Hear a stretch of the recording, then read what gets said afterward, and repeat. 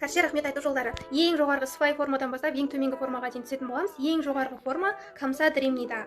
감사드립니다. 감사드립니다. екінші 감사합니다. 감사합니다. 감사합니다. үшінші 고맙습니다. 고맙습니다. төртінші 감사해요. 감사해요. бесінші 고마워요. 고마워요. алтыншы деңгей 고마워. 고마워.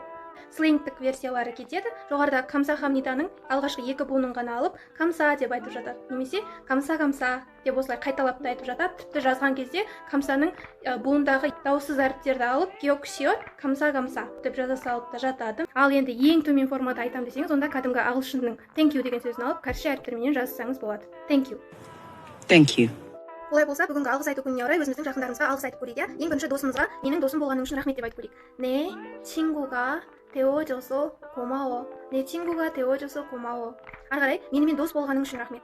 나랑 친구 해줘서 고마워. 나랑 친구 해줘서 고마워. келесі өзіміздің ата-анамызға мені дүниеге әкелгендеріңіз үшін рахмет деп айтып көрейік, иә? 저를 낳아주셔서 감사합니다. 저를 낳아주셔서 감사합니다. ары қарай, мені өсіргендеріңіз үшін рахмет деп айтып көрейік. 저를 키워주셔서 감사합니다.